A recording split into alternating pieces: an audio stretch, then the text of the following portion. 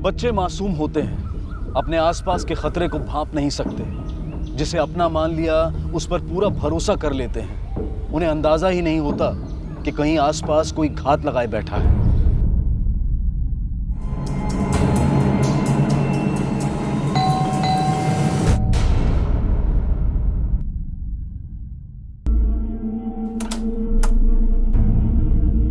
Inspector अंकुश देशपांडे। भाई साहब, ये सर, यहां से कोई बच्चा गायब है? नहीं, ऐसा तो कुछ भी नहीं है। आपके पड़ोसी ने फोन किया था कि आप यहां से एक बच्चा गायब हुआ है, 24 घंटे हो चुके हैं। शायद हमारे पड़ोसी का बच्चा गायब है। सर किसी ने गलत खबर दी होगी आपको। खबर गलत है या सही, वही पता करने हम यहाँ आए। और अगर ये खबर गलत है तो आपको हमारे अंदर जाने से कोई एतराज नहीं होना चाहिए। एक्सक्यूज मी सर,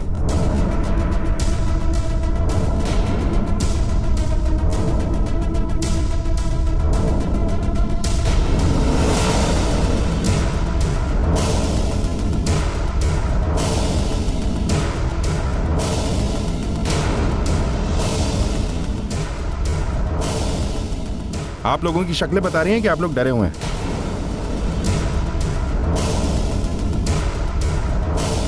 देखिए, घबराइए नहीं, हम यहाँ आपकी हेल्प करने के लिए आए हैं। हमसे कुछ मत छिपाइए।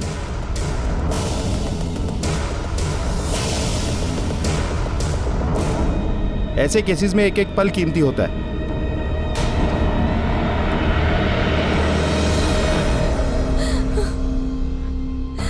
चुप हो जाओ, चुप हो जाओ बेटा।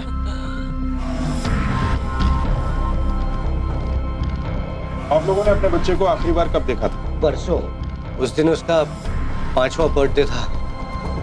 आस पड़ोस के कुछ मेहमान आए थे और हम लोग उसका बर्थडे पार्टी सेलिब्रेट कर रहे थे। Happy birthday to you, happy birthday, happy birthday, happy birthday dear आदि।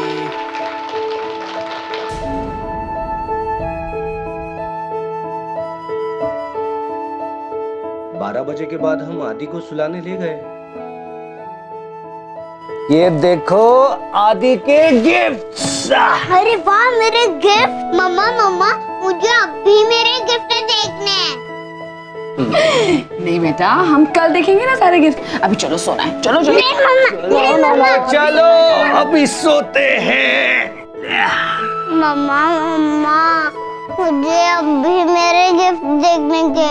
अभी नहीं, कल देखेंगे गिफ्ट। चलो चलो सो जाओ। नो, चलो चलो। गुड बॉय ना।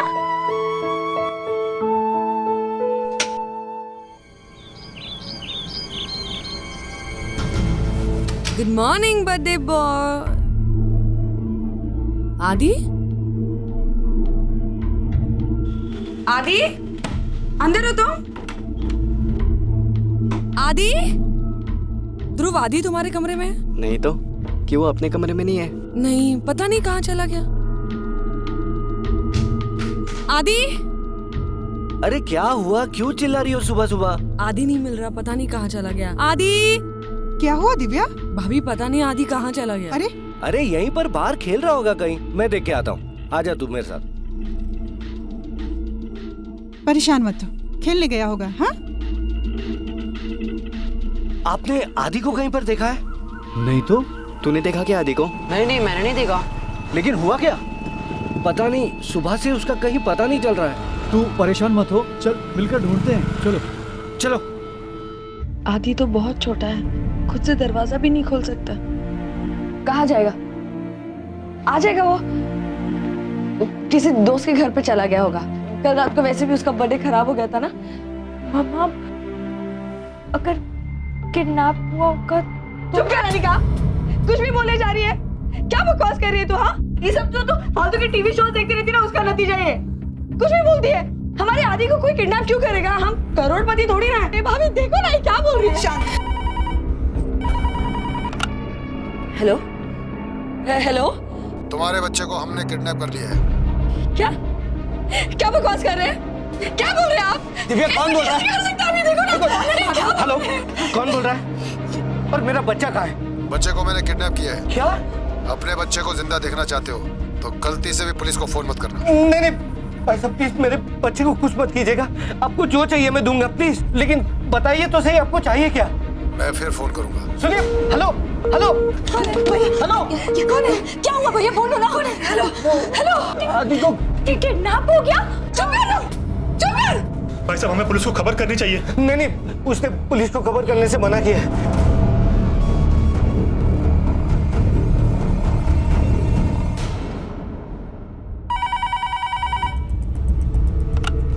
हेलो, अपने बच्चे को देखना है तो जू आ जाओ। तुम हो कौन और चाहते क्या हो? बच्चे को जिंदा देखना है या नहीं?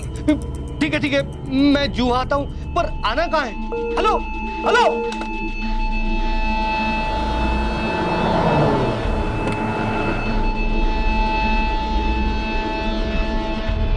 आदि नहीं भाई साहब वो हमको लगा। ओके आदि आदि को देखो।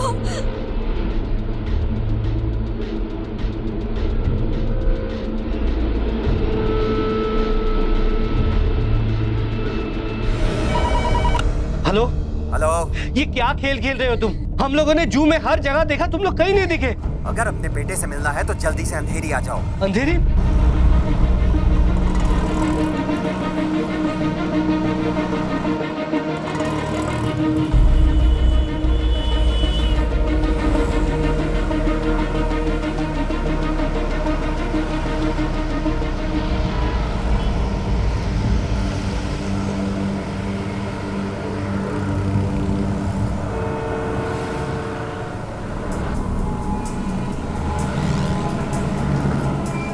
हमने उसे हर जगह देखा लेकिन वो कहीं नहीं मिला। अपना बर्थडे भी वो ठीक से मना नहीं पाया, अपने गिफ्ट्स भी नहीं देख पाया।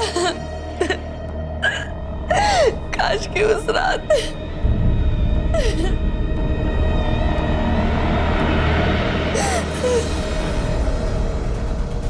देखिए सर, किडनैपर ने ना पुलिस को फोन करने से मना किया था। आप घबराइए नहीं, किसी को पता नहीं चलेगा कि हम इस केस पर हम सादे कपड़ों में ही पूछताछ करेंगे।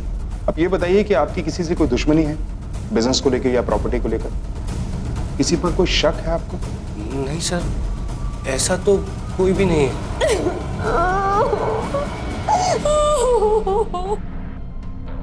शिंदे सर, इनके लैंडलाइन फोन के रिकॉर्ड्स निकलवाओ।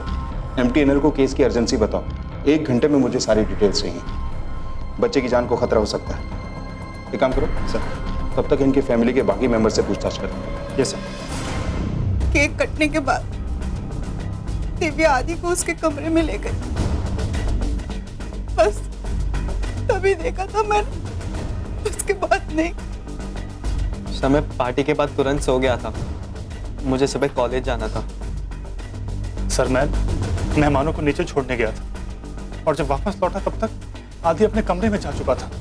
सब मुझे नहीं पता कि आदि अपने कमरे में कब चला गया, क्योंकि मैं फोन पर थी। आदि कमरे में गया, मैंने किचन की थोड़ी साफ सफाई की और फिर मैं भी सोने चली गई। आप सबके अलावा पार्टी में और कौन कौन लोग थे? बस 4-5 पड़ोसी थे बस। ठीक है शिंदे साहब कल 2 बजे के करीब मेरी आंख लग गई थी। ड्यूटी पे सोते हो? हाँ, क्या सिक्योरिटी दोगे तुम लोगों को? यहाँ CCTV कैमरास तो होंगे? हाँ साहब। चलो दिखाओ कहाँ है। यहाँ है सर कैमरा। दूसरा कहाँ है? एक कैमरा यहाँ है सर। और कहाँ है? एक सर एंट्रेंस के पास है लेकिन वो खराब है सर। दिखाओ जरा।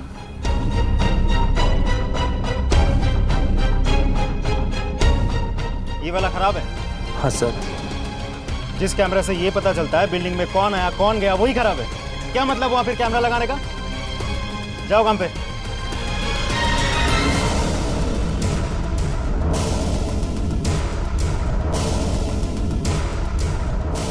ये वाला करो।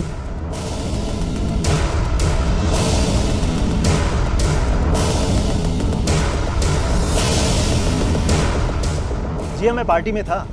रात को करीबन 12:15 बजे पार्टी खत्म हुई और मैं घर आ गया। सुबह जब मैंने विनोद को लोगों से आदि के बारे में पूछते हुए सुना तब मुझे पता चला कि आदि गायब है। इनफैक्ट आप लोगों को फ़ोन भी मैंने किया था। आपको विनोद के परिवार के बारे में कभी कुछ अनयूजुअल सा लगा? नहीं साहब, जैसा और लोगों के घरों का माहौल होता है वैसा ही उनका है। बहुत प्यार है उनका आपस में, लड़ाई झगड़े कभी कभार हो ही जाते हैं, जॉइंट फैमिली है ना सर। लेकिन एक बात है, विनोद है बहुत सरल और समझदार। इनफैक्ट उसने अपने बड़े भाई अशोक की डेथ के बाद उसके बेटे को अपने बेटे की तरह पाला है, बल्कि पूरे घर की जिम्मेदारी उसी पे है। आप काम क्या करते हैं? एक छोटी सी फैक्ट्री है सर। पर पार्टी जल्दी ख़त्म कर दी थी उन लोगों ने, पार्टी जैसा कुछ था भी नहीं। एक्चुअल में उस हंगामे के बाद सारा मज़ा किरकिरा हो गया था।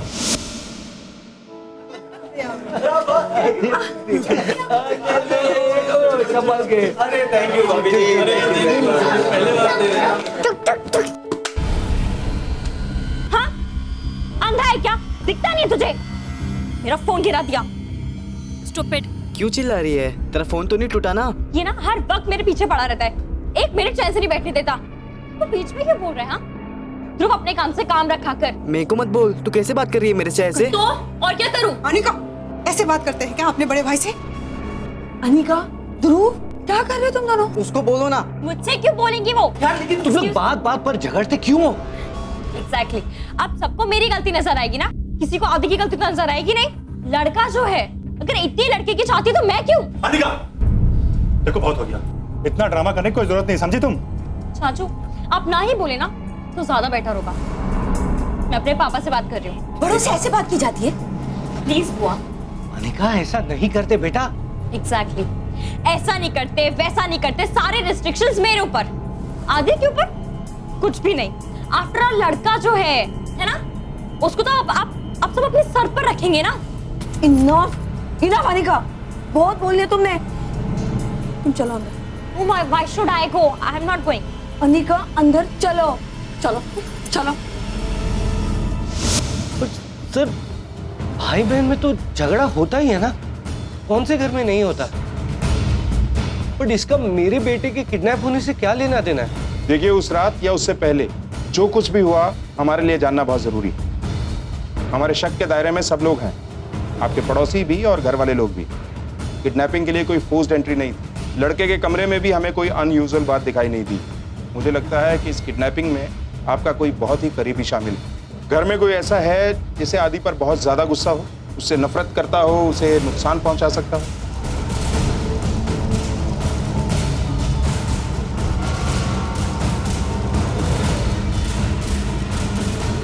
विनोद जी, मुझे आप दोनों से अकेले में बात करनी है। मेरी बेटी अनिका का हाथ नहीं हो सकता इसमें, मैं कह रही हूँ आपसे। मैंने कब कहा उसका हाथ है? लेकिन मेरे सवाल के बाद जिस तरह से आपने उसकी तरफ देखा, उस नजर ने बहुत कुछ बताया हमें। साफ साफ बताइए, आपकी बेटी की आपके बेटे से क्या नाराजगी है? देखिए, आपके छोटे बच्चे की जान खतरे में है। हमें सच सच बताइए ताकि उसे ढूंढने में हमारी मदद हो। दरअसल अनिका हमारी बड़ी बेटी है। अनिका और आदि में 10 साल का फर्क है, लेकिन अनिका को कभी आदि पसंद ही नहीं था। वो क्या है ना, उसे लगता था कि क्योंकि आदि लड़का है, हम उसका ज्यादा ख्याल रखते हैं, उसकी ज्यादा परवाह करते हैं। पर ये बात बिल्कुल भी सच नहीं थी। हमने कभी दोनों में कोई अंतर ही नहीं समझा। मुझे लगा कि जैसे जैसे टाइम बीतेगा सब कुछ ठीक हो जाएगा, मगर एक दिन यार, आज इतना मजा आ रहा है। आ जाओ यार। पर आज कुछ नहीं पता है आपको, है ना? यार सबसे पहले चाय पिला प्लीज। हाँ मिला, चाय अभी लाते हैं। एक मिनट। अरे हाँ। अरे मैंने इतने अच्छी पिक्चर्स लिखी है ना, सारी अपलोड करने वाली।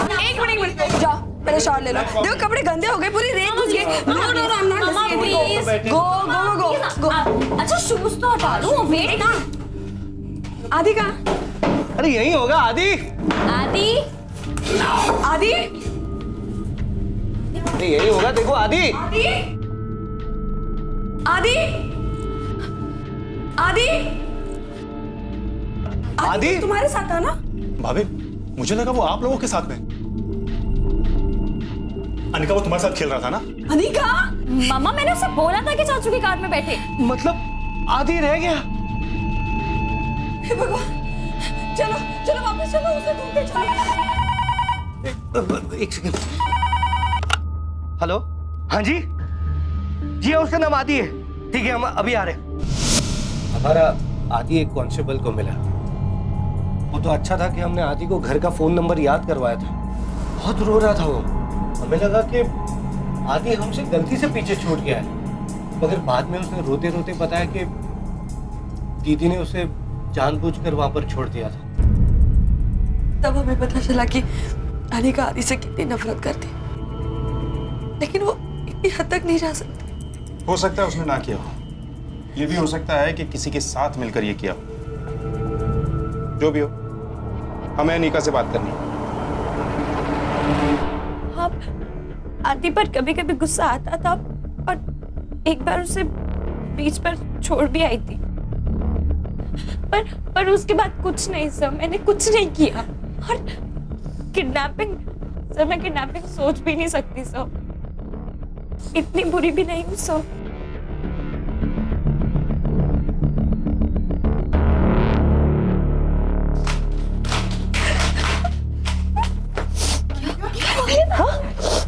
क्या हुआ? अनिका, अनिका, भाभी। All set? मिस्टर विनोद, हमने आपके घर के फोन कॉल्स को रिकॉर्ड करने का इंतजाम कर दिया है और एक कांस्टेबल 24 घंटे आपके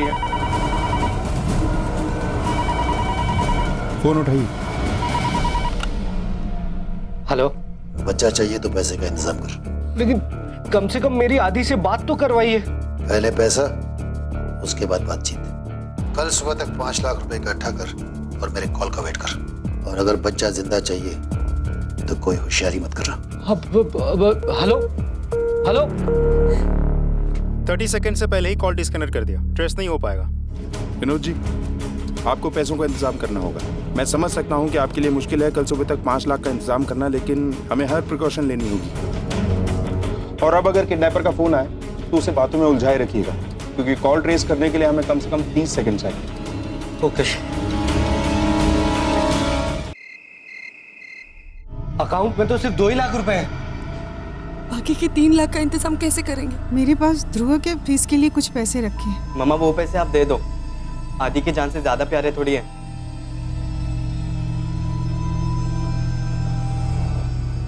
भैया मेरे पास तो सिर्फ कुछ गहने ही हैं, अब इतनी रात को उन्हें कहाँ बेचेंगे? ये लो 50,000।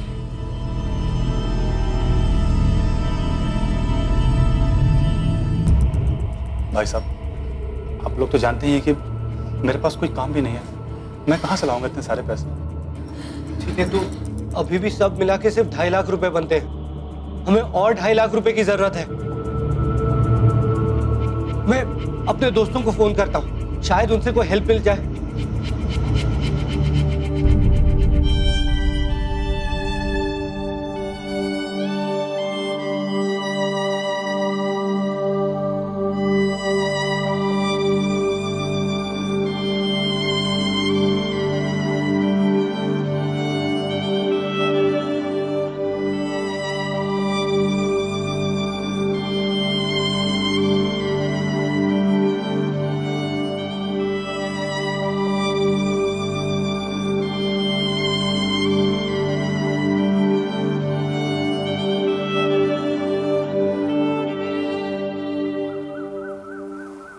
आप अपनी डेली की रूटीन को चेंज मत कीजिएगा। किसी को शक नहीं होना चाहिए। इसकी जो भी रूटीन है प्लीज उसे फॉलो कीजिए। मैं रोज सुबह मंदिर जाती हूँ। भगवान से आज आदि की लंबी उम्र के लिए दुआ करूंगी।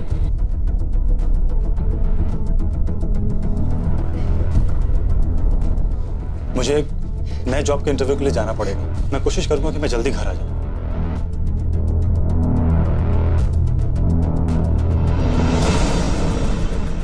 अनिका, बेटा तुम कॉलेज जाओ। सर, मैंने पैसों का इंतजाम कर लिया है, बस अब उसके कॉल का इंतजार है। अब की बार अगर कॉल आए तो 30 सेकंड से पहले कॉल को डिस्कनेक्ट करने मत दीजिएगा। बातें करते रहिए उसके साथ, क्योंकि हमें कॉल ट्रेस करने के लिए कम से कम 30 सेकंड का समय चाहिए।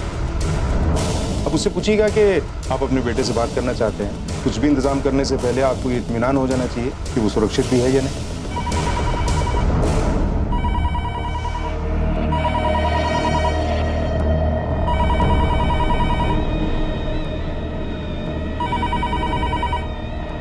भाई मैंने 5 लाख का इंतजाम कर लिया है। शाबाश।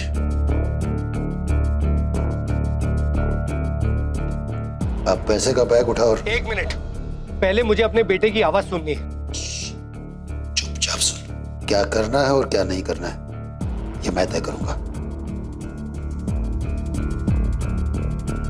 पैसे का बैग उठाओ और लेकिन मुझे विश्वास तो होना चाहिए कि तुमने मेरे बेटे के साथ कुछ गलत नहीं किया है। देखो मुझे आवाज सुननी है बस। ये तू नहीं कह रहा है, तेरे पीछे खड़ी पुलिस बोल रही है। इसकी कीमत चुकानी पड़ेगी तुझे। अरे हेलो हेलो हेलो, क्या हुआ? सर ना कोई यूनिफॉर्म में है ना पुलिस की गाड़ी है, तो किडनैपर को कैसे पता चल रहा है कि हम कॉल रिकॉर्ड कर रहे हैं? हर बात 30 सेकंड पूरे होने से पहले ही डिस्कनेक्ट कर रहा है वो। इसका मतलब घर का ही कोई है जो किडनैपर को इन्फॉर्म कर, या फिर कोई पड़ोसी।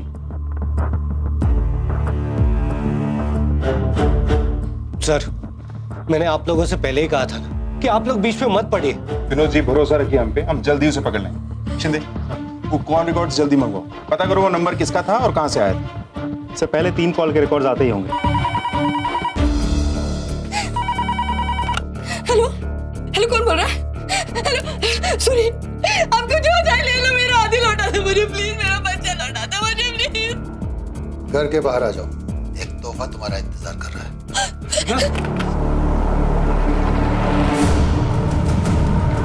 मिसेस दिव्या प्लीज इसे छूइए नहीं।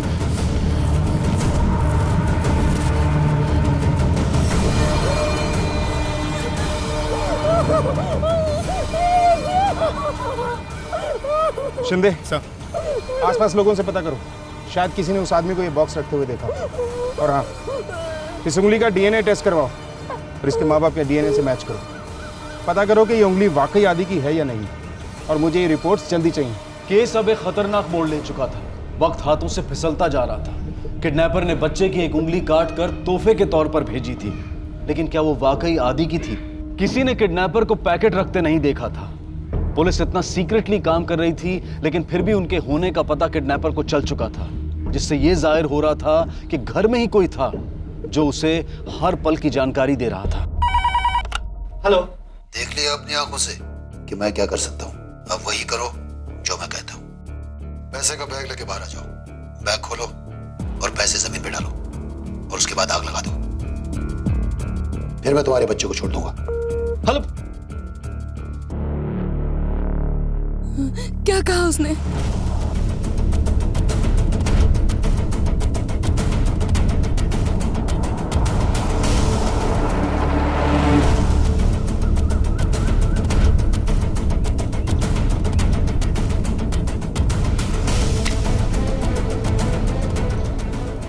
मिस्टर विनोद रुक जाइए, रुक जाइए, ये क्या कर रहे हैं आप? विनोद जी हट जाइए, क्या कर रहे हैं आप? सर मुझे करने दीजिए, मेरे बच्चे का सवाल है प्लीज।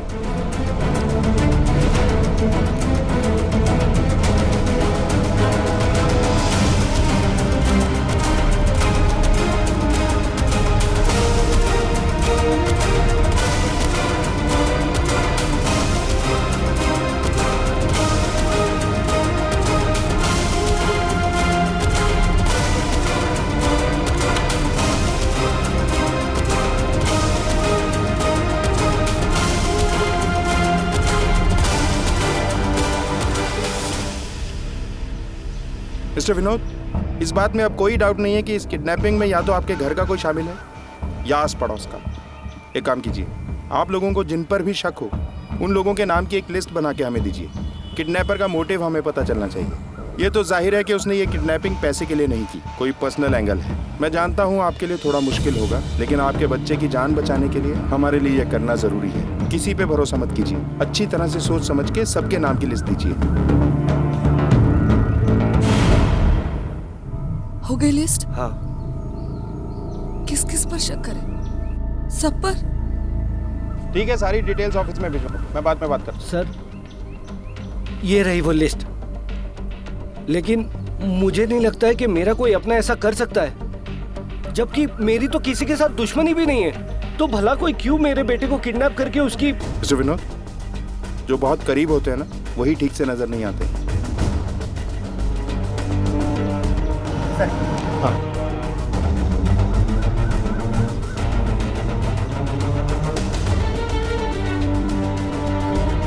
सर, सारे कॉल रिकॉर्ड्स हमने चेक कर लिए। हमें पता करना होगा, जल्दी जाना होगा सर। सर क्या हुआ, कुछ पता चला मेरे बेटे के बारे में? नहीं, अभी तक नहीं। हम 10 मिनट में आते हैं। चलो सर सर आप ये कैसी बातें कर रहे हैं? मेरा इस किडनैपिंग से कोई लेना देना नहीं। वो हम पता लगा लेंगे मिस्टर किशोर। हमारे पास सबूत है। किडनैपर ने जिस नंबर से फोन किया था वो आपके ही एड्रेस का नंबर है। यह है वो बिल जिसे देकर नंबर लिया गया है। सर ये तो इसी महीने का बिल है और मैंने अभी तक तो ये बिल देखा भी नहीं।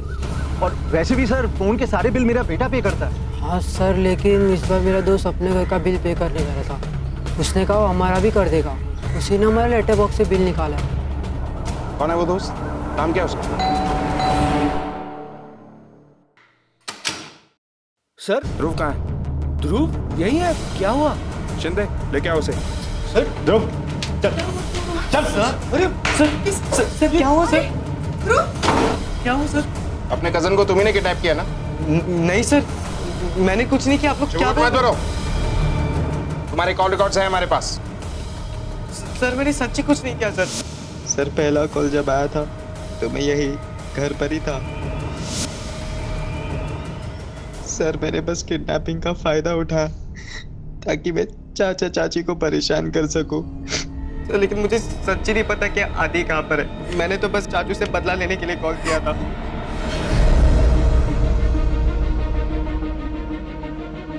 ऐसा हमने क्या किया था ध्रुव जो तुम हमसे बदला लेना चाहते थे? बताओ ध्रुव, क्या किया था हमने? ऐसा तूने क्यों किया बेटा?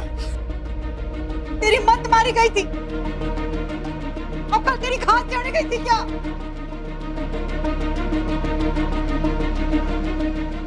बोलो क्यों किए कॉल? सर चाचू हमेशा से चिल्लाते रहते थे, भाषण देते रहते थे। उन्हें लगता था कि जो वो कर रहे वही सही है और टॉन्ट मारते रहते थे। मुझे बहुत गुस्सा आता था। अभी चाचू पापा तो है नहीं कि मैं उनकी हर बात सुनूं।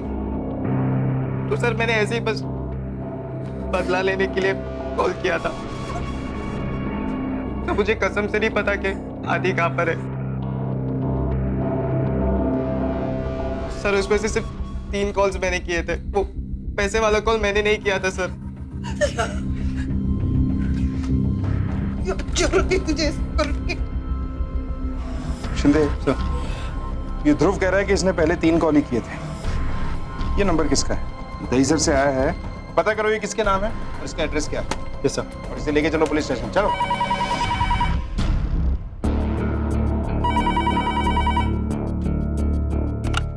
हेलो, देखो तुमने जो जो कहा मैंने किया। आखिर चाहते क्या हो तुम? कब लौटाओगे मेरे बेटे को वापस? अभी नहीं, अभी तो मुझे बहुत मजा आ रहा है। अभी एक और तोहफा तुम्हारा इंतजार कर रहा है। आ जाओ बाहर नाके में।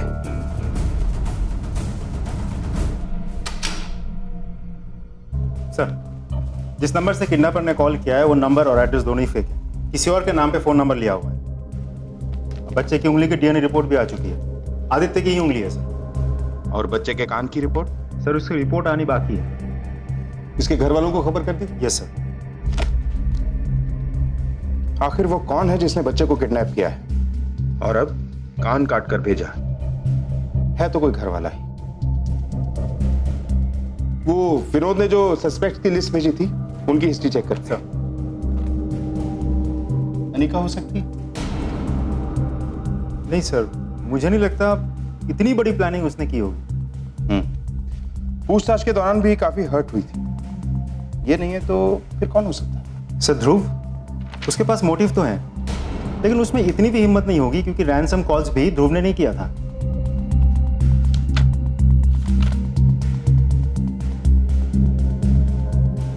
शिंदे सर,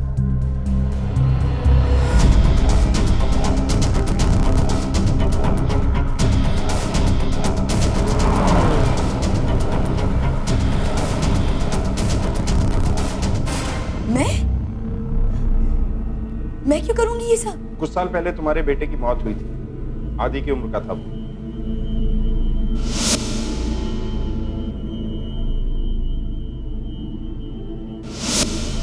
जी। क्या ये सच नहीं कि उसके बाद तुम्हारे पति ने तुम्हें छोड़ दिया था? जी, आप सही कह रहे हैं। पर एक बच्चे के जाने का गम मुझसे ज्यादा कौन समझ सकता है? पर आपको ऐसा क्यों लगता है कि मैं अपने भाई के साथ ऐसा करूंगी? हाँ? भैया देखो क्या बोल रहे हैं, आपको भी ऐसा लगता है? मेरी तो समझ में ही नहीं आ रहा है कि मैं किस पे भरोसा करूं और किस पे ना करूं। मुझे सिर्फ मेरा आदि चाहिए बस। देखो, मैं जानता हूं कि तुम्हारे मन में गुस्सा है कि मैं तुम्हारे बच्चे को बचाने में तुम्हारी मदद नहीं कर पाया, मगर ये गुस्सा अब तक है। 3 साल बाद भी ये बात मुझे पता नहीं थी। भैया, जब आपको ऐसा लगता है तो मेरे पास तो कुछ बोलने के लिए राह ही नहीं। मुझे लगता है मुझे यहाँ से चले जाना चाहिए। फिलहाल आप कहीं नहीं जा सकती। क्या मतलब है आपका? आप मुझ पे शक कर रहे हैं? मुझ पे? आप उस आदमी पे शक क्यों नहीं करते जिसने मुझे इस हालत में यहाँ छोड़ दिया? कौन आदमी? मेरा पति बहुत नाराज था मेरी फैमिली से। वो कुछ भी कर सकता है, वो किसी की जान तक ले सकता है। बच्चे की मौत बर्दाश्त नहीं कर पाई वो। होता है जिंदगी में, क्या कर सकता है इंसान।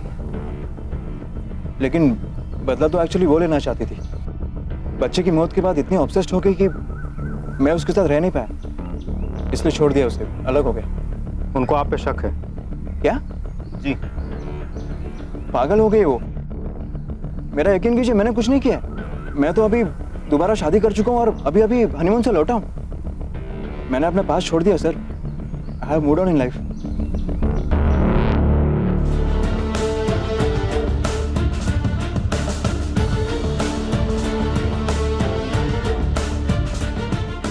कोई तो है जो इसका साथ दे रहा है। पता करो ये नंबर किसका है और इसकी लोकेशन क्या है।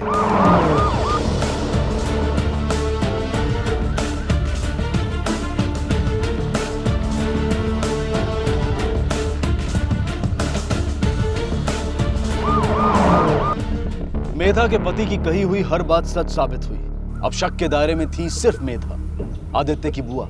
वो हर रोज मंदिर जाती थी और शायद उसी वक्त वो फोन करती होगी। इतना तो साफ था कि मेधा ये सब अकेले नहीं कर रही थी, कोई और उसके साथ था। क्या मेधा इतनी शातिर थी? पुलिस पता नहीं कर पा रही थी कि कौन था इस जुर्म का भागीदार। इस एक शख्स से पूरा परिवार टूट चुका था, खासकर बच्चे की माँ। वो दिन रात बच्चे के खिलौनों को अपने सीने से लगाए बैठी रहती थी। अब इस केस की चर्चा होने लगी थी और अचानक पुलिस को एक ब्रेक थ्रू मिला। पर क्या पुलिस बच्चे को बचा पाएगी? सर, वो मैं पुलिस के चक्कर में नहीं पड़ना चाहता था, इसीलिए आने में इतनी देर कर दी। कहीं ऐसा ना हो कि तुम्हारी इस देर की वजह से हम बच्चे की जान ही ना बचा सके। तो तुमने उस आदमी को बॉक्स रखते हुए देखा? जी सर। और क्या क्या देखा? सर, उसने सड़क के किनारे बॉक्स रखा, मुझे सब बड़ा अजीब सा लगा। फिर मैंने उसे आवाज दी, उसने पलट कर मुझे देखा, फिर वो वहां से भाग गया। हेलो। मुझे कुछ समझ में नहीं आया सर, इसलिए मैंने इस बात को इग्नोर कर दिया। आज जब मैंने आदि के किडनैप होने की खबर सुनी तो सर मैं यहाँ आ गया। उसका हुलिया बता सकते हो? जी सर।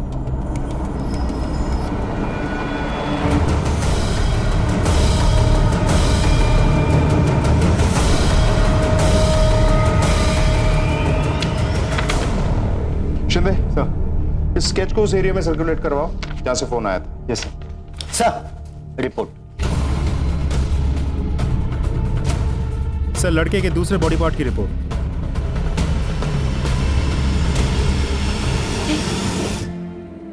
ऐसा नहीं हो सकता, झूठ बोल रहे हैं आप। मेरा आदि नहीं मर सकता। मेरा आदि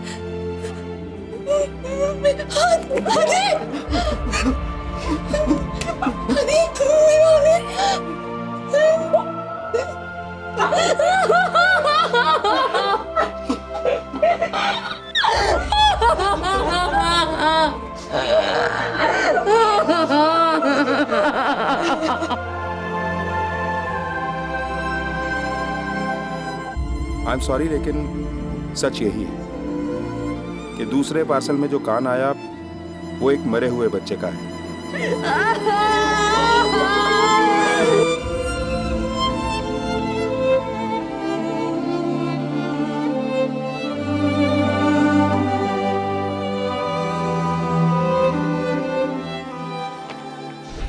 इसे पहचानते हैं आप लोग?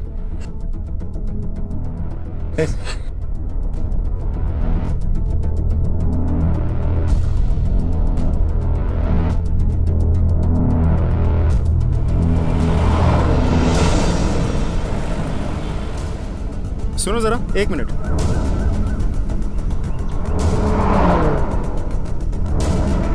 इसे देखा है?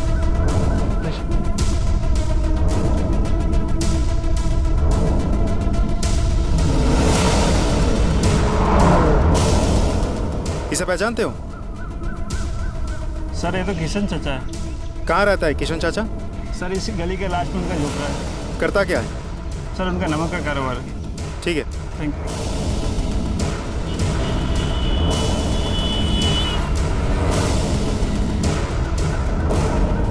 सर, उस आदमी का पता मिल गया है। सर, इस शख्स का नमक का कारोबार है और जो पार्सल्स फैमिली को आए थे उसमें मेन नमक का पार्टी दोस्त थे। Okay sir.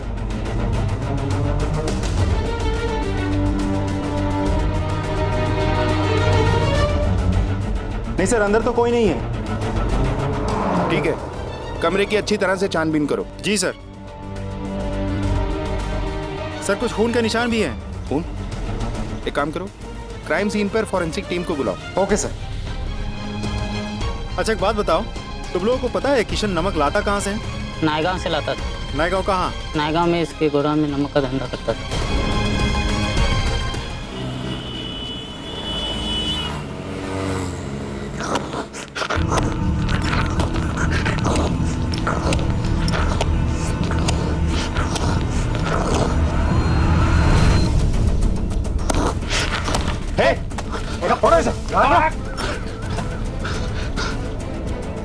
ये उसी बच्चे की लाश है ना?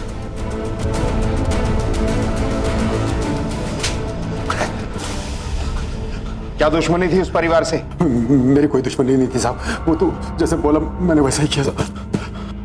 किसने बोला? मेधा ने?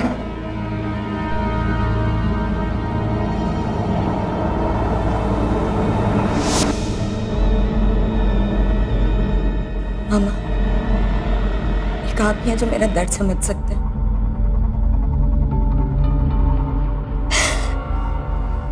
मैं उन्हें उनके बच्चे के साथ हंसता खिलखिलाता हुआ नहीं देख सकती।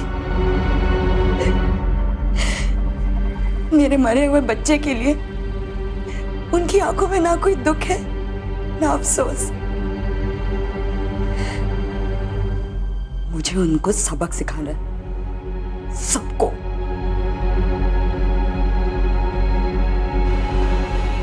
बदले में आपको जो भी चाहिए आपको मिलेगा।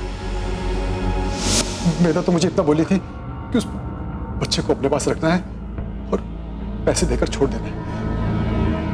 मुझे भी लगा कि वो शायद उस परिवार को सबक सिखाना चाहती है, दुख देना चाहती है। मुझे नहीं मालूम था साहब, पागल हो चुकी। वो मेरे को बोली कि उनको बोलो कि पैसों में आग लगा दो।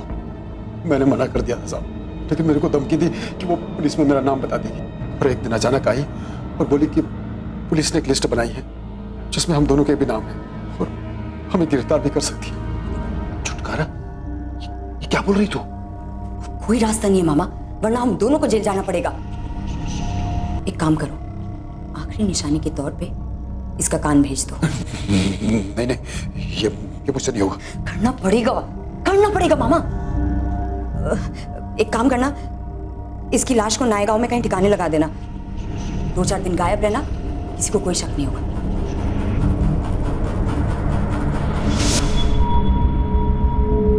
क्यों मारा मेरे बच्चे को? क्यों मारा मेरे बच्चे को? क्या बिगाड़ा था मेरे बच्चे ने दोबारा? हम आज एक ऐसी दुनिया में रह रहे हैं जहां दिन ब दिन किसी पर भी विश्वास करना मुश्किल होता जा रहा है। एंगर मैनेजमेंट बिजनेस बन रहा है, लेकिन किसी के पास वक्त नहीं है कि बैठकर ये सोचे कि ऐसा क्यों हो रहा है। आदित्य की मौत का कोई जस्टिफिकेशन हो ही नहीं सकता। उसकी बुआ मेधा ने अपने प्रतिशोध के लिए उसकी जान ले ली और अंत तक उसे इस बात का कोई अफसोस नहीं था।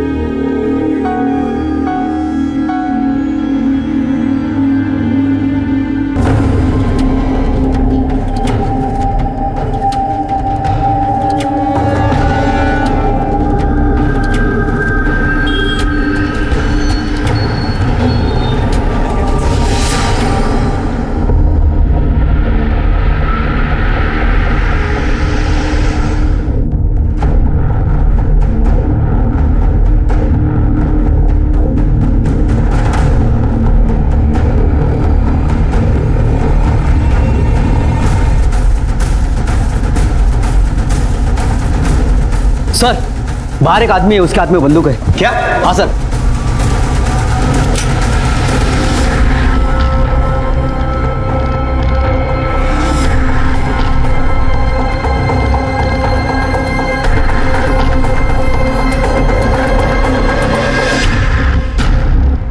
मैंने मेरी पोती को गोली मार दी।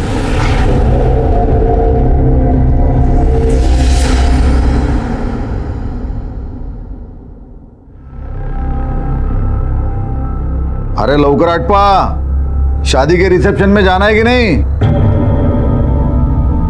हाँ बाबा, झाले माझं। अरे मान ली, जल्दी करो। हाँ हाँ बाबा, हम तैयार है। वो औरत लोग को इसे ले लो। ठीक है, बेटियों को क्यों तैयार किया? बाहर के माहौल में खराब करना है इनको?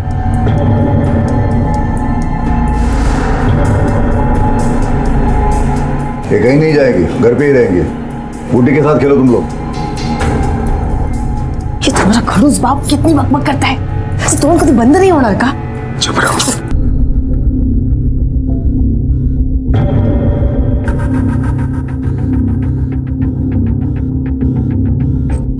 यहाँ क्या खड़ी है? अंदर जा, बहनों का ख्याल रख। पागल एक ना एक दिन किसी को स्वर्गवासी जरूर बनाएगी।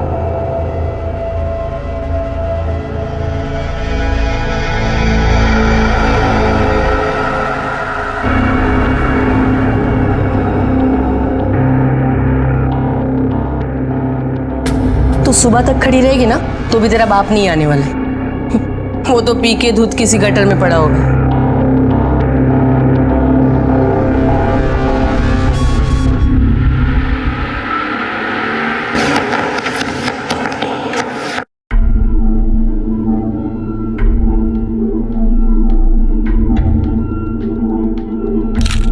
नमस्ते तानाजी भाऊ.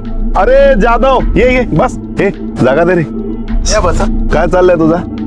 मैं क्या बोल रहा हूँ ना, जनार्दन है क्या देखने रे? काय को मैं उस पनौती का मुंह देखूं? उससे अच्छा मैं अपने कुत्ते का मुंह देख लूं. और एक गोस्सी आइक माझी, अगर वो इधर आए तो मेरे से दूर रखना उसको. हाँ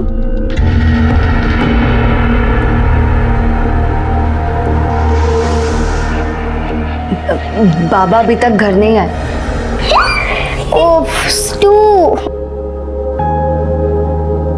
गुड्डी ऐसे नहीं कर. साक्षी, मैं बाबा को ढूंढने जा रही हूँ. तुम सभी लोग घर पे रहना और कहीं जाना नहीं. गुड्डी का ध्यान रखना.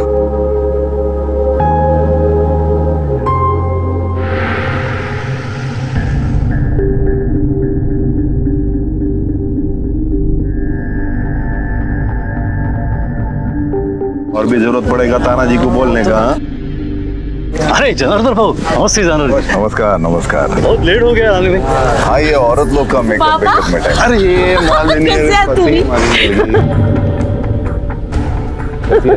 नमस्ते बाबा, कैसे तू? चल चल चल है ना भरत ना.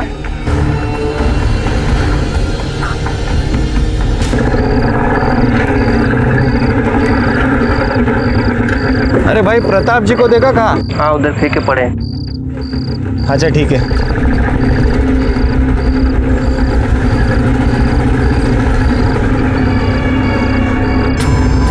बाबा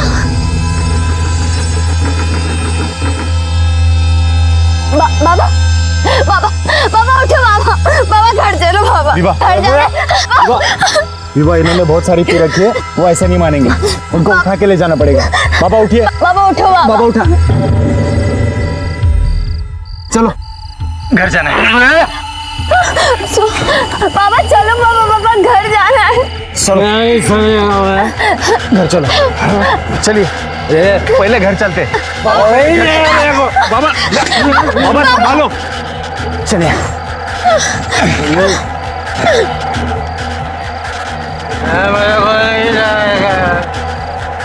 हाँ काका, नहीं जाएगा।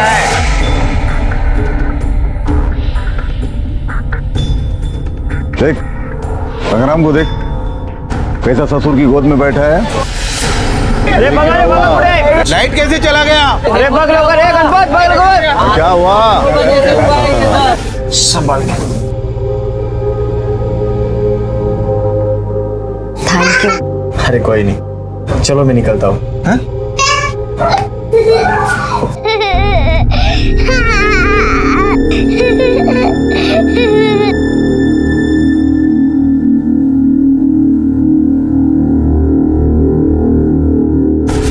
कब मारा तुमने उसे? 1 घंटा पहले? हाँ, इसी बंदूक से मारा विभावरी को।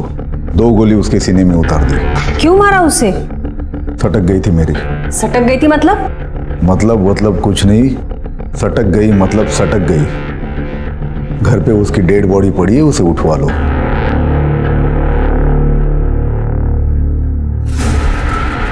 साक्षी, सोनाली, गुड्डी, बाबा कहाँ है लड़कियां? कुठेद मुली। बाबा तीनों लड़कियां कहीं दिख नहीं रही। ये दोनों कौन है? मैडम मैं इनकी बड़ी बहू, मेरी दोनों बेटियां गायब है। मैडम मेरी बेटी भी कहीं दिख नहीं रही है और वो कमरे में खून पड़ा है।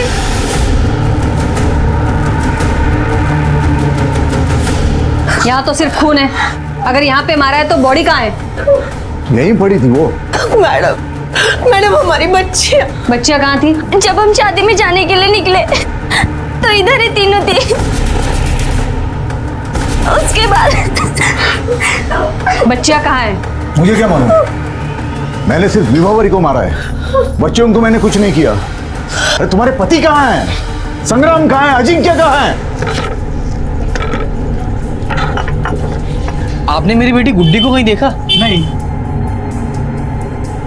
मौशी, सोनाली साक्षी दिखी क्या? नहीं देखी। ताई आमच्या गुड्डीला कुठे बघितलं का? नहीं। गुड्डी, गुड्डी, साक्षी, सोनाली। लड़की को वहां गोली मारी तो डेड बॉडी कहाँ है? बॉडी कहाँ है? लगता है बच गई शायद। और बाकी लड़कियां वो कहाँ है? बोला ना मैं गोली मार के निकल गया, मुझे नहीं पता। बेवकूफ समझता है पुलिस को? वहां से यहाँ तक चल के आया गोली मारने के लिए और बोलता है देखा नहीं लड़कियों को। मैडम मेरे सर पे खून सवार था, मेरा ध्यान और कहीं नहीं गया। मैडम कहीं ऐसा तो नहीं कि उन 3 लड़कियों ने विभावरी को खून से लथपथ देखा हो और फिर गांव के किसी डिस्पेंसरी में एडमिट किया हो सकता है, पता करवाओ।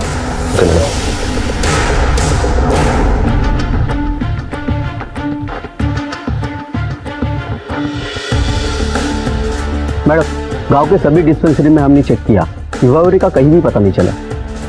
और बच्चियां काफी छोटी है तो उनके लिए ये विभावरी को उठा के डिस्पेंसरी लेके जाना मुश्किल है, पर फिर भी सवाल तो वही रहता है, बॉडी कहाँ है और ये बच्चियां कहाँ हैं?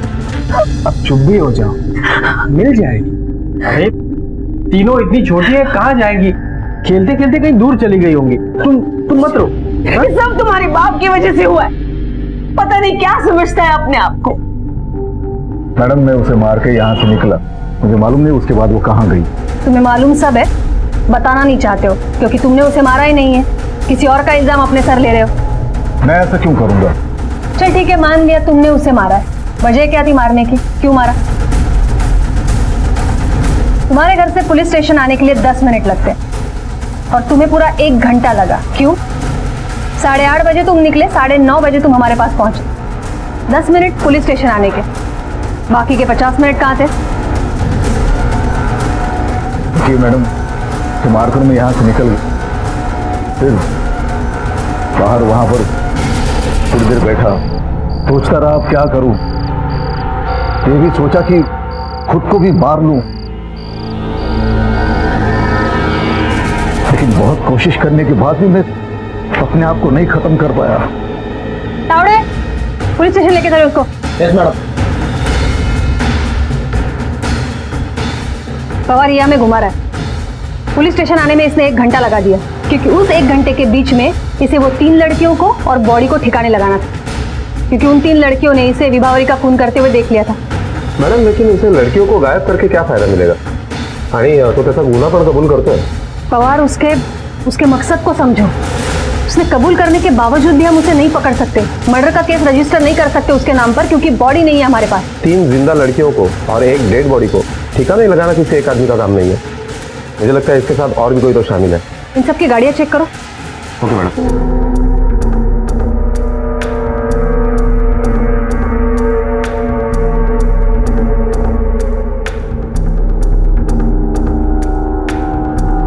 पवार, कहीं सापडलं?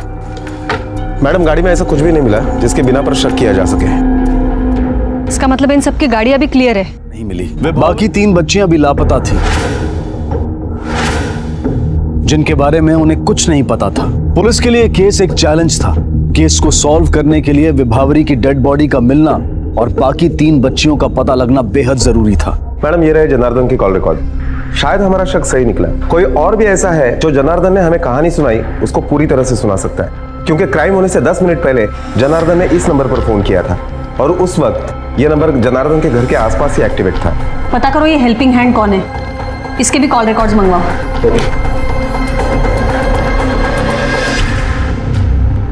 ये सोपान कौन है, जिसको तूने घर से निकलने के 10 मिनट पहले फोन किया था? ऊंचा सुनता है क्या? तुझे समझ में नहीं आ रहा है? तू लॉकअप में है। ठीक है, अभी मुंह मत खोल। अब हम पता करवाएंगे कि ये सोपान कौन है और तुझे बताएंगे।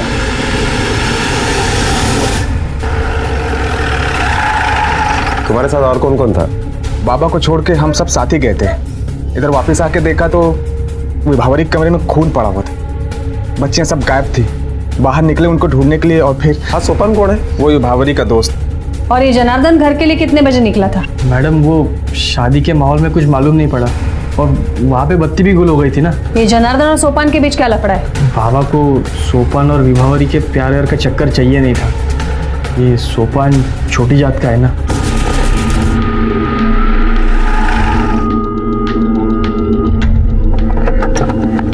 सोपान!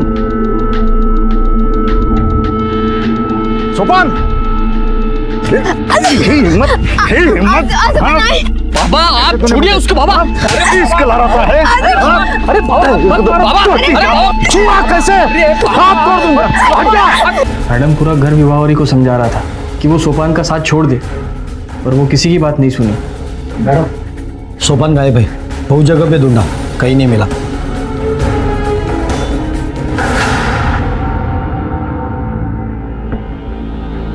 अपनी इज्जत बचाने के नाम पे पोती को गोली मार दी। जब तक मैं जिंदा हूँ अपने खानदान की इज्जत मिट्टी में नहीं मिलने दूंगा मैं। चलिए, बात तो समझ में आई। पोती को क्यों मारा? सोपान को क्यों फोन किया था? उसे अकल सिखाने के लिए। अकल सिखाने के लिए कि धमकाने के लिए? वो आप जो भी समझो, लेकिन सच बात तो ये है कि उसी की वजह से ये खून खराबा हुआ है। खोटा बोलत नहीं है मी, चाहिए तो पूरे गांव से पूछ लो। जो भी किया है छाती ठोक के खुद से आपको आके बताया है। अब तक तो तूने एक खून कबूल किया है, जिसकी अब तक बॉडी भी नहीं मिली। बाकी तीनों पोतियां कहाँ है तेरी? और वो सोपान भी गायब है। मार दिया क्या उसे भी? अगर उसे मारता तो वो भी छाती चौड़ी करके आपको आके बताता था। हमारा संविधान समाज के हर व्यक्ति को, चाहे वो स्त्री हो या पुरुष, जाति और धर्म के भेदभाव को नकारते हुए बराबरी का हक देता है। लेकिन इसके बावजूद आज भी न जाने कितने लोगों के मन में रूढ़िवादी सोच अपनी जड़ें बनाए हुए है। आज भी बहुत से लोगों के घरों में न तो नारी के लिए कोई सम्मान है और ना ही एक दूसरे के लिए बराबरी की भावना। ऐसे लोग धर्म और जात को इंसानियत से बड़ा मानते हैं। अपनी ऐसी सोच पर उन्हें घमंड भी है और अपने इसी घमंड के लिए वो कुछ भी कर सकते हैं। किसी लड़की पर कोई भी इल्जाम लगाकर उसे मौत के घाट उतारा जा सकता है। मैडम, सोपान के भी कॉल रिकॉर्ड आ गए हैं और इस कॉल रिकॉर्ड के मुताबिक जनार्दन सोपान का मालिक नहीं था, बल्कि सोपान और ही किसी के छत्र छाया में था। किसकी? जनार्दन की बहू मालिनी। मालिनी और सोपान के बीच में अक्सर बातें हुआ करती थी, बल्कि कत्ल के दिन भी मालिनी ने सोपान को कॉल किया था। ये सोपान का चक्कर अगर विभावरी से चल रहा था तो मालिनी से इतनी बात क्यों करता था? पवार, फैमिली से पहले पड़ोसियों से पूछताछ करो कि माजरा क्या है। क्या बोले साहब, मालिनी तानाजी शिंदे की लड़की है, बाप जैसी अकड़ है उसमें। कुछ दिन पहले इनमें बहुत दोस्ती हुआ करती थी, जमीन के वजह से इनमें आपस में झगड़ा होने की वजह से तनातनी चल रही है। अभी तो जनार्दन के बेटे के साथ शादी हुई ना, बेटी तो अपने सगे बाप की ही साइड लेगी। और इसी बात से उन दोनों में झगड़ा हुआ करता था। ये जमीन पहले भी मेरी थी, अभी भी है और आगे भी रहेगी, समझा? तो ये तेरा लोफर गिलेना मेरे ऊपर नहीं चलेगा, समझा? इस तरह से झगड़ने से समस्या का हल नहीं होता है, ये बात सारी बैठ के भी तो हो सकती है। तो समझाओ इसको पहले। अरे समझा, मेरे को क्या समझाने?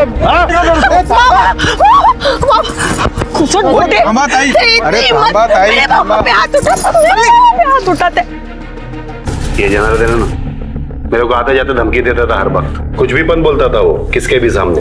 तभी मेरे को समझा कि इसके नाक में नकेल डालना पड़ेगा, नहीं तो ये जंगली सांड मेरे को जीने नहीं देगा, परेशान करता ही रहेगा। ऐसा ही मेरा बेटे को भी कुछ भी पन सुनाता था, वो एकदम दुखी करके रखा था, आप ये समझिए। तो सुखी होने के लिए क्या किया तुमने फिर? स्वपन मेरा आदमी था,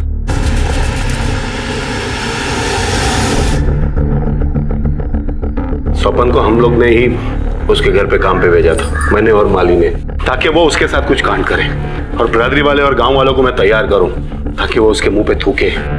और मौका मिला मुझे उस दिन, शादी के रिसेप्शन वाले दिन। इधर खड़े रह के रुआब झाड़ रहा है तू, लेकिन तेरे घर में जो बेशर्मी हो रही है उसका क्या? वो सोपन है ना, उसका यार, तेरी पोती उसके साथ रंगरलिया मना रही, नहीं दिखता तेरे को? हाँ, देख, मैं किसी का कार्यक्रम नहीं बिगाड़ना चाहता, नहीं तो अभी के अभी तेरे दांत तेरे हाथ में निकाल के देता। अभी देख, पूरा गांव तेरे पास आने वाले हैं जूतों का हार लेके, तेरी पोती की वजह से, समझा? हाँ, क्योंकि वो लोग नहीं चाहते कि उनकी भी बहू बेटी बिगड़ जाए तेरी पोती के जैसे, समझा? जा जा संभाल लो तो जा। इसी मौके के लिए तो मैंने सोपन को वहां पे रखा था। मैंने देखा कि जनार्दन यहां से गुस्से में निकला है, मैंने तुरंत सोपन को फोन किया कि विभावरी को बिस्तर पर लेकर जाए, लेकिन वो वहां से निकल चुका था मैडम। लेकिन हाँ मैडम, वो उससे पहले उसके साथ ही थी विभावरी। तुम्हें कैसे पता वो विभावरी के साथ था? वो जब घर से निकला था तब उसने मुझे फ़ोन किया था और उसने मुझे ये भी कहा था कि बाबा ने जो कुछ बताया वैसे वो कुछ भी करने वाला नहीं है, और उसने मुझे ये भी बताया था कि वो विभावरी से सचमुच में प्यार करने लगा है, और फ़ोन काट दिया। उसके बाद जनार्दन ने क्या देखा घर में, क्या किया और क्यों किया, हमें कुछ नहीं मालूम मैडम। मैं घर पहुंचा,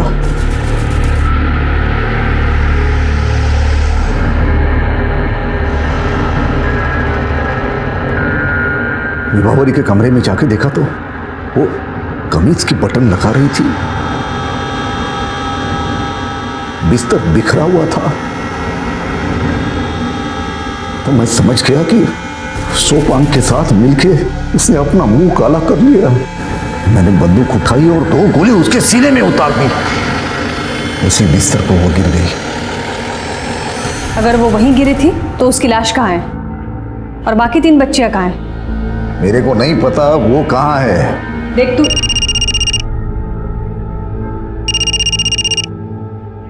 हेलो,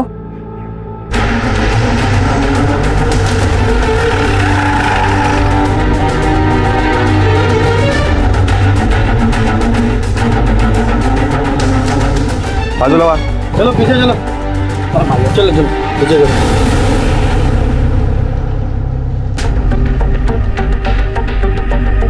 दो गोलियों के निशान है और जनार्दन ने भी 2 ही गोलियां चलाई थी।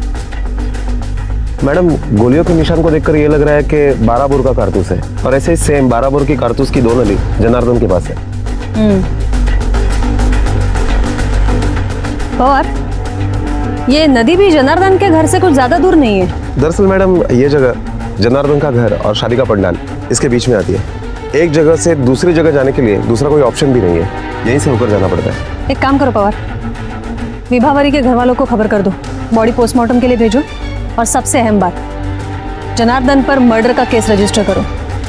Okay madam. विभावरी के कत्ल की पुष्टि हो चुकी थी। वो विभावरी जो सिर्फ एक अच्छी बेटी होने का फर्ज अदा कर रही थी, उसे अपनी सफाई का मौका दिए बिना ही जनार्दन ने मार दिया। आखिरकार जनार्दन पर हत्या का केस दर्ज हुआ, लेकिन अगर जनार्दन की माने तो उसे पता ही नहीं था कि विभावरी वहां से कब और कैसे गायब हुई। क्या विभावरी वाकई जनार्दन की बंदूक से चली गोलियों से मारी गई थी, या फिर इसके आगे का रहस्य कुछ और था? और इसी वजह से पुलिस की संदिग्धों की लिस्ट में सोपान, मालिनी, तानाजी और जनार्दन सभी मौजूद थे।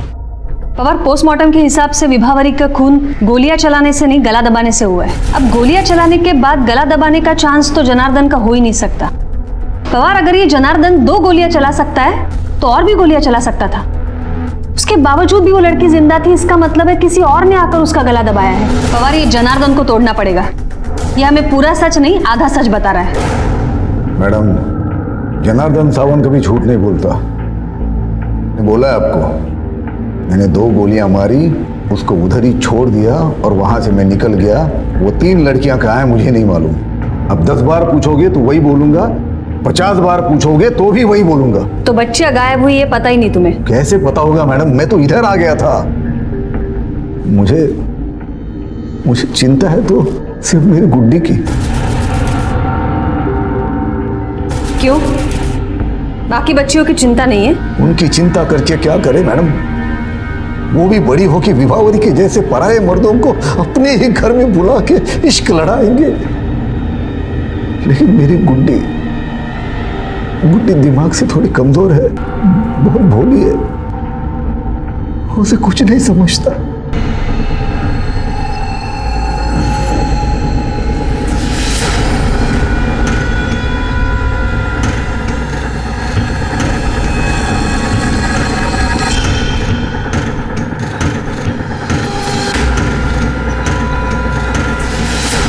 ऐसा कौन होगा जिसने गोली मारने के बाद गला दबाया होगा? तीनों बच्चियों को भी गायब किया होगा। क्या मकसद हो सकता है इस इंसान का? सोपान भी हो सकता है, क्योंकि मालिनी के मुताबिक वो विभावरी से प्यार करने लगा था, हमेशा उसकी मदद करता था। मौका देखकर उसने मदद की कीमत मांगी होगी और विभावरी ने उसको झटक दिया होगा, इसलिए गुस्से में आकर वापस आया होगा और विभावरी का गला दबाया होगा। और ऐसा करते वक्त उन 3 लड़कियों ने उसे देखा होगा और इसीलिए उसने लड़कियों को गायब कर दिया। बिल्कुल हो सकता है। ये सोपान का कुछ पता चला? कहाँ है वो? थम गाड़ी साइड ला लाओ। मानता हूँ सर, गलती मेरी, लेकिन अभी सर गाडी साईडला लाव. सर घरचा माणसं आहे सर. साईडला लाव. किती माणसं आहेत? कमांडर काय झालं? माणसं बघा चेपून भरली साहेब. सर आगे से नहीं भरूंगा सर, गलती हो गई सर.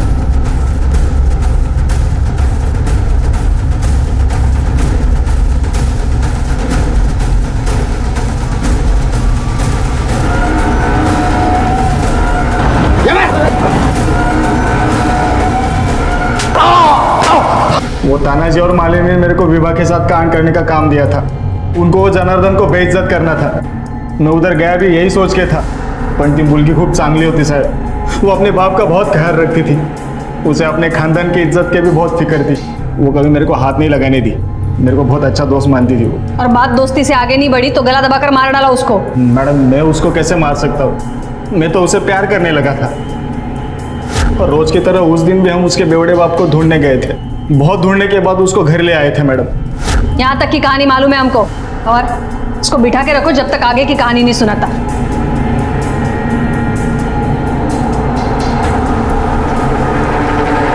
और ये विभावरी का बाप प्रताप, इसकी क्या खोज खबर है? 1 नंबर का बेवड़ा है मैडम, 24 घंटे दारू के नशे में रहता है। उस दिन भी घर के बाहर खटिया पर दारू पी के धुत था।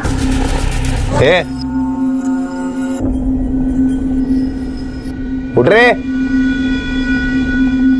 उठ, अरे उठना। वो इतना पिया हुआ था कि उससे हिला भी नहीं जा रहा था। वो क्या बंदूक चलाएगा? अभी भी कहीं पर दारू पी के गटर में पड़ा होगा। अपनी बेटी की मौत का गम भी नहीं है उसे। और यही एक बात हैरान करने वाली है, इस फैमिली में किसी को किसी की पड़ी ही नहीं है, लेकिन कातिल बाहर का नहीं हो सकता, क्योंकि किसी बाहर वाले को बचाने के लिए जनार्दन सूली पे नहीं चढ़ेगा। मैडम, फिंगरप्रिंट्स की रिपोर्ट आ गई है। इस रिपोर्ट के मुताबिक बंदूक पर 2 लोगों के उंगलियों के निशान है। एक तो जनार्दन के है और दूसरे किसी बच्चे के है। गुड्डी दिमाग से थोड़ी कमजोर है। यह भी हो सकता है कि गुड्डी ने अपने पागलपन में विभावरी पर गोलियां चला दी हो और जनार्दन ने उसे बचाने के लिए दोनों बच्चियों को मारकर इल्जाम अपने सर ले लिया हो। अच्छा पवार, ये शादी का वीडियो देखा तुमने? जनार्दन कब तक है वहां पे? मैडम, वीडियो से ज्यादा कुछ पता नहीं चल पाया, क्योंकि लाइट जाने की वजह से वीडियो शूटिंग नहीं हो पाई थी। और लाइट आने के बाद जो फोटो निकाले गए उसमें ज्यादातर दूल्हा और दुल्हन ही थे। इसका मतलब हमारे पास कोई सबूत नहीं है कि वो वहां से 8:15 या 8:20 के बीच निकला था। पवार, ऐसे 2 लोग हैं जो जनार्दन को इस काम में मदद कर सकते हैं, जो गुड्डी से बेहद प्यार करते हैं, और वो दोनों हैं उसके माँ बाप अजिंक्य और सुचित्रा। मालिनी, ये काहीतरी खाऊन घे।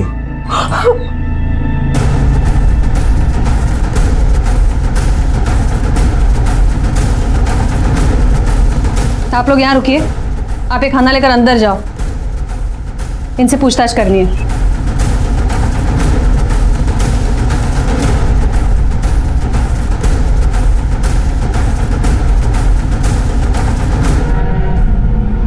तुम्हारी बेटी गुड्डी उसी दुनाली बंदूक से खेलती थी जिससे विभावरी का खून हुआ?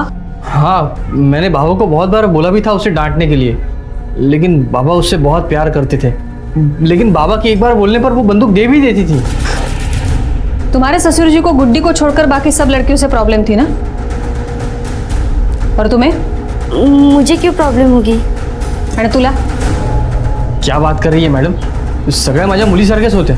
मैं सबको बराबर प्यार करता था।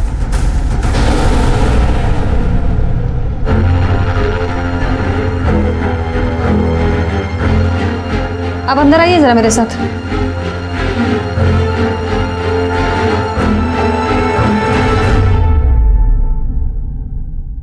डरिए मत, देखने दीजिए। किसने मारा इतना बेरहमी से? बोलिए, डरिए मत, कहिए किसने मारा है? गुड्डी के पापा ने। इसी तरह जानवर के जैसे हमेशा पीटते हैं, औरत को समझते ही नहीं। किती वेळा विचार आला मनात कि अपनी जान ले लूं, लेकिन मेरे जाने के बाद मेरी गुड्डी का क्या होगा, कौन देखेगा,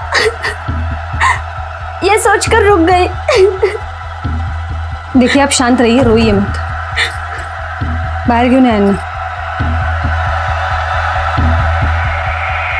घरेलू हिंसा अपराध है, पता है ना तुझे? मैडम, पति पत्नी के बीच में तो ये बातें होती ही रहती हैं। ये सब बड़ा चढ़ा के बोल रही हैं आपको। औरत का तो काम है राई का पहाड़ बनाना। देख तो हमें। एक मिनट मैम। हेलो, हाँ ठीक है, हम पहुंच रहे हैं। मैडम, और एक लड़की का पता चल गया है। ये लड़की जंगल में घूम रही थी, हमने देखा, इसलिए आपको मैंने फोन किया। और इसके फ्रॉक पे लगा खून तो सूखा है, इसका मतलब ये विभावरी का भी हो सकता है। और मैडम, हमें गुड्डी भी वहीं मिली, नदी में जंगल के पास, जहां पर विभावरी की लाश मिली थी। एक काम करा, ये फ्रॉक बदलो इसका, और ये वाला फ्रॉक फोरेंसिक लैब भेजो। गुड्डी, गुड्डी, मेरी बच्ची, गुड्डी।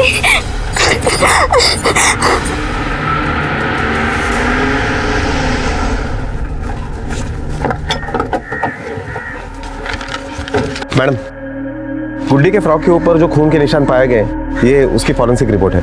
मैडम, इस फॉरेंसिक रिपोर्ट से ये पता चलता है कि गुड्डी के फ्रॉक के ऊपर एक नहीं 3 लोगों के खून के निशान है। गुड्डी, अभी हमें बताओ, तुमने विभावरी ताई को मारते हुए किसको देखा था? याद है? याद है?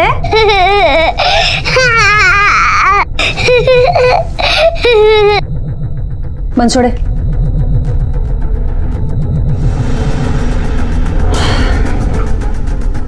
पवार, इसको पूछ के कोई फायदा नहीं है। एक काम करा, घरच्यांवर नजर ठेवा। फॅमिली से कोई भी गांव के बाहर नहीं जाना चाहिए। मैडम काय झालं? मेरी बेटियों का क्या हुआ? वो अब तक क्यों नहीं मिल रही मैडम? घाबरू नका, गुड्डी मिल गई है ना, अभी दोनों लड़कियां भी मिल जाएगी।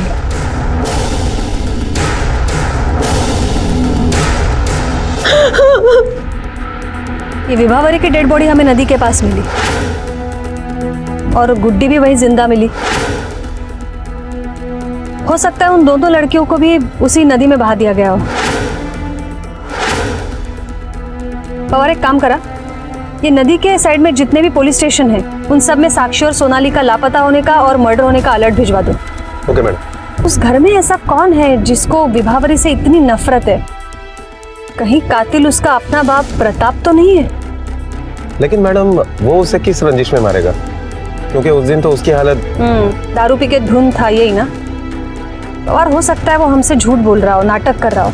वो अपनी बेटी से नहीं, बाकी लड़कियों से शायद नफरत करता हो। नफरत किस वजह से है ये तो वो खुद ही हमें बताएगा। देखो कहाँ पी के पड़ा है, उठा के लेके आओ उसको। Okay madam. जनार्दन, तानाजी, सोपान और मालिनी से होते हुए पुलिस के शक के दायरे में मासूम गुड्डी भी आई और अब उनका शक था प्रताप पर। लेकिन क्या एक सगा बाप अपनी बेटी का कत्ल कर सकता है? उस बेटी का जो कि एक माँ की तरह से उसका ध्यान रखती थी, और वो भी उस हालत में जब वो उसके सामने घायल पड़ी हो, मौत से जूझ रही हो। और अगर हाँ, तो सोचने वाली बात है कि वो नफरत कितनी गहरी होगी। क्या तुम्हें ठीक से याद है वाकई प्रताप नशे में धुत था? हाँ मैडम, उसने बहुत पी रखी थी। मैं और रिभा ने बड़ी मुश्किल से उनको घर पे छोड़ा था। घर पे और कौन कौन थे? वैसे मैं अंदर नहीं गया था, लेकिन हम घर पहुंचे थे ना, तब तीनों बच्चियां बाहर आई थी। सो जाइए।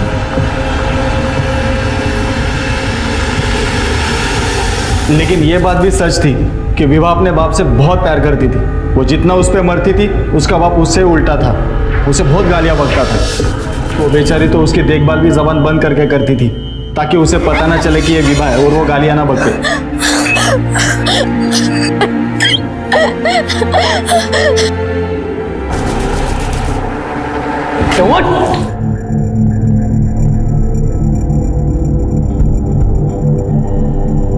तूने मारा तीनों लड़कियों को?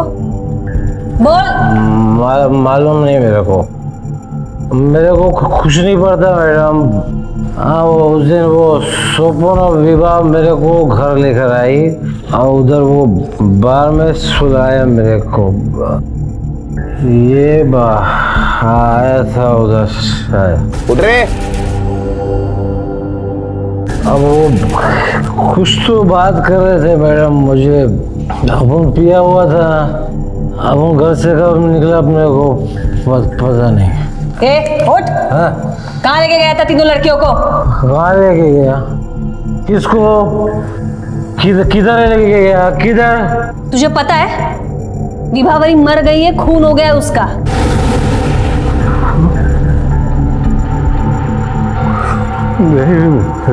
विभा मर गई, उसका खून हो गया। मेरे को पता है, मेरा वो मालिनी और सना वो बोलने वाला वो उसे बहुत परेशान करते हैं, बहुत परेशान।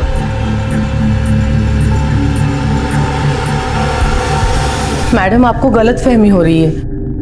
हाँ मैडम, हम लोगों ने जो कुछ भी किया था वो सब आपको बता दिया हम लोगों ने। खून करने का तो हम लोग सोच भी नहीं सकते। और रिमांड पे जाने का सोच सकते हो ना? अब तक तो कोर्ट के ऑर्डर आ ही जाएंगे, फिर तुम क्या, तुम्हारे भूत भी बोलेंगे। मैडम, आप हमारे पीछे क्यों पड़े? हम सिर्फ ससुर जी को धमकाने वाले थे और इसके लिए हम किसी की जान नहीं ले सकते। और हम तो ससुर जी को सबक सिखाने वाले थे, वो भी सोपान ने मना कर दिया तो वो भी नहीं हो पाया।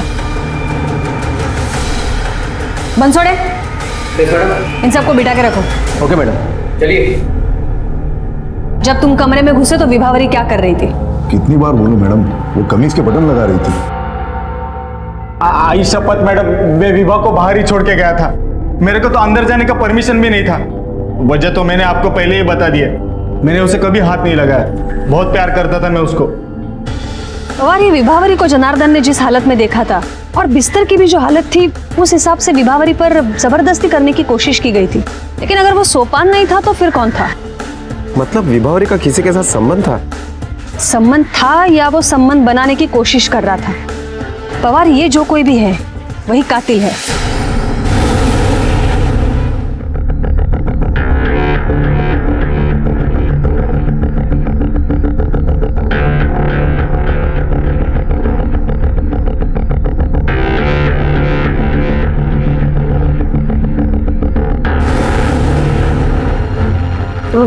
वो उस लड़की के पीछे पड़े थे, अपने ही घर में खुद को कैसे कैसे बचाती फिरती थी।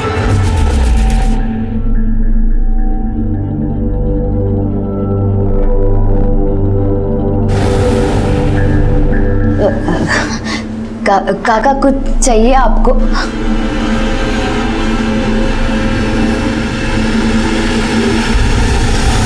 विभा ने मेरे को बोला।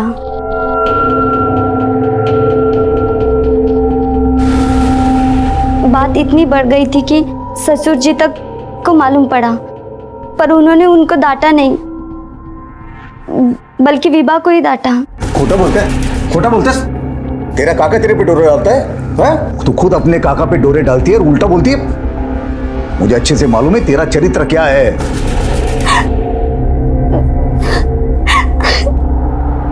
अजिंक्य कहाँ है? कितनी बार समझाया उसको, पर वो मान ही नहीं रही थी। क्या करता मैं? मुझे बहुत अच्छी लगती थी, पर कभी मौका ही नहीं मिल रहा था। फिर उस दिन शादी में बत्ती गुल हो गई और मैं वहां से निकल पड़ा। अरे क्या हुआ? काय झालं रे? मैं घर पहुंचा, देखा तो वो अपने कमरे में ही थी। मैंने उस पर काबू करने की कोशिश की,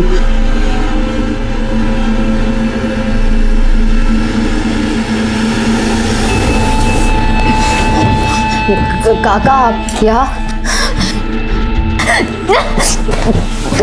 मैंने देखा कि साक्षी और सोनाली वहां आके देख रही है, और फिर बाहर से कुछ आवाज आई, तो मैं वहां से भाग गया। मैंने देखा कि बाबा अचानक घर पे आ गए थे।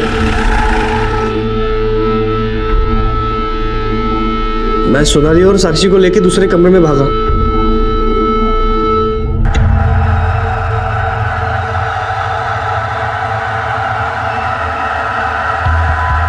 बाबा बंदूक लेके विवाहरी के कमरे में गए, तो मैं चुप के वहीं से देख रहा था। विवाह! मैंने देखा कि बाबा ने विवाहरी को गोली मार दी थी।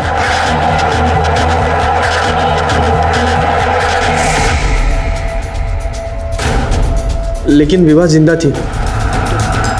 इतने में सोनाली और साक्षी भी वहां आ गई। मैंने उनको कहा कि बाबा ने विवाहरी को गोली मार दी है, उसको हॉस्पिटल लेके जाना पड़ेगा, नहीं तो उनकी विवाहरी कहीं मर जाएगी। कपड़ों पे खून ना लगे इसलिए मैंने कपड़े उतार दिए।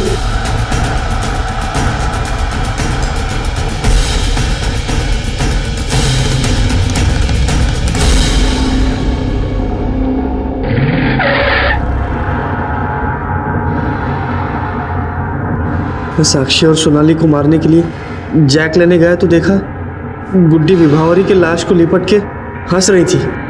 मुझे पता ही नहीं चला कि गुड्डी कब आके गाड़ी में बैठी थी, लेकिन मुझे उससे कोई डर नहीं था क्योंकि मुझे कुछ समझ में ही नहीं आ रहा था। साक्षी और सोनाली को लेके मैं नदी की तरफ गया और जैक में लगा हुआ खून गुड्डी के फ्रॉक से पहुंच दिया। फिर मैं गाड़ी लेके आगे निकला और विभावरी की लाश को वहीं जंगल में फेंक दिया। गुड्डी के कपड़ों पे तीनों के खून के निशान थे, इसलिए मुझे उसे जंगल में ही छोड़ना पड़ा। फिर मैं नदी में नहा के रिसेप्शन के कपड़े पहन के फिर रिसेप्शन में पहुंच गया।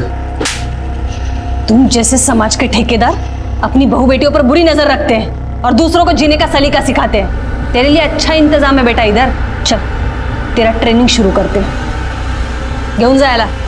अजिंक्य जैसे लोगों को परिभाषित करने के लिए वहशी, दरिंदे, ये सभी शब्द बहुत छोटे हैं। विभावरी की बेचारगी पर आंखें नम हो जाती हैं, जो अपने ही घर में पराई थी, असुरक्षित थी और मारी गई। सोनाली और साक्षी की डेड बॉडी पुलिस ने उसी नदी से लगभग 200 मीटर की दूरी पर बरामद की। जनार्दन को विभावरी पर अटेम्प्ट ऑफ मर्डर के जुर्म में और अजिंक्य को सेक्सुअल हैरेसमेंट और विभावरी, सोनाली और साक्षी के कत्ल के जुर्म में गिरफ्तार किया गया है। हम उम्मीद करते हैं कि उसे कड़ी से कड़ी सजा होगी। हिंदुस्तान के न जाने कितने घरों में एक विभावरी हो सकती है। क्राइम पेट्रोल के माध्यम से हमारी उनसे गुजारिश है कि अगर आपका परिवार आपकी मदद नहीं कर रहा तो आप हिम्मत ना हारें। पुलिस के पास जाएं, वो आपकी मदद जरूर करेगी और हर मुमकिन कोशिश करेगी आपको उस नर्क से निकालने की। अब मैं अनूप सोनी आपसे विदा लेता हूं। फिर मुलाकात होगी अगले एपिसोड में एक और चौंका देने वाले केस के साथ। तब तक अपना और अपने परिवार का ख्याल रखें और देखते रहें क्राइम पेट्रोल डायल 100। सबक एक को सीख हम सबको। जय हिंद। क्राइम पेट्रोल के और भी दिलचस्प कहानी देखने के लिए हमारे चैनल को सब्सक्राइब करें और बेल आइकॉन दबाना न भूलें।